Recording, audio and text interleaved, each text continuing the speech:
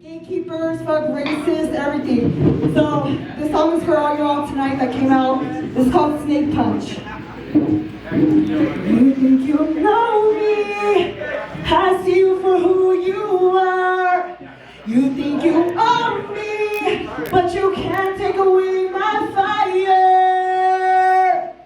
You can't bring me down. You can't bring me down. You fucking can't. You can't bring us.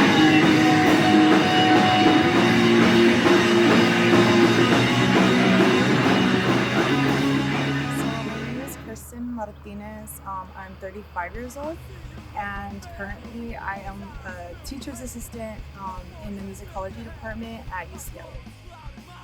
I grew up, I would say, like most of my life in Rosemead, California. Then we moved to El Monte. Um, the reason I got into punk, I think I felt misunderstood or just like, an outsider.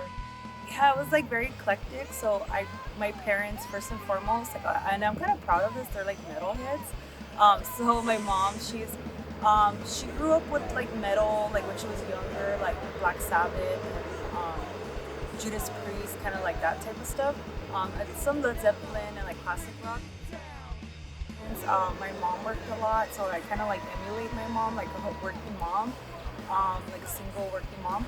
And I always liked a lot of pop music and like R&B and hip hop. But then I got like, there's just something of rock that I could not get away from. So I think I'm more of a rocker fool or whatever they joke about.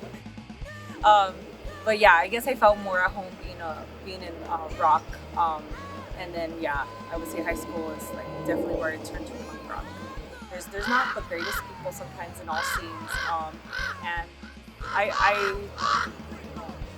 thought it was like, I don't know, I wouldn't experience that, but there's moments where like we would go to a venue or like a spot that we were gonna play at, and I mean I'm kind of new to the game. We're kind of a newer band, but I mean in that little time I already had people in the front asking me like, "You're with the band? Like, are you sure? Are you sure you're in the band?"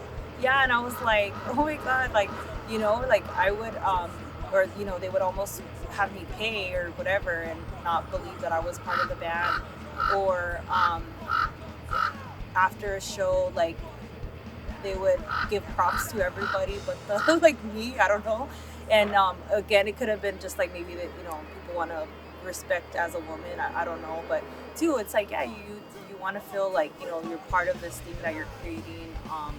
And the guys in my band definitely like they support me and make me feel like that, but some other places it's just still this kind of like machismo vibe there, or just opportunities. I mean, sometimes folks book the same bands, their homies, whatever, or folks might know maybe a particular band doesn't treat women great and they still book them because of their popularity.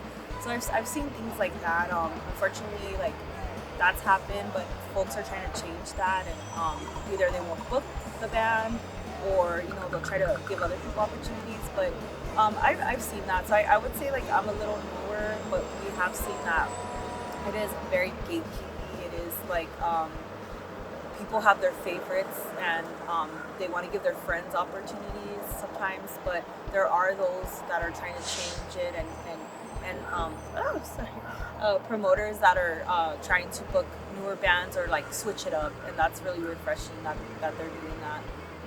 But yeah, I would say so, just like not believing that I'm part of the band, or like we did play a show, and I think some girls talked to me after like, "Oh, it's so refreshing that we saw you up there," or like I think it was a vendor, and they're just like, "Oh, like same kind of bands," and then I was like, "Wow, like you're up there and stuff, and you guys kicked ass." And so you kind of have a little bit of both sides, but I feel like I have hope that the other side is gonna change. I'm hoping that our message is to kind of know, like, let folks know, especially like young women or folks that are outsiders or feel like they're not belonging somewhere or dealing with stuff, that it's okay and this is like your haven, and like you can have fun but also like kick ass and like, hopefully support everybody and have a good message and like uplift them.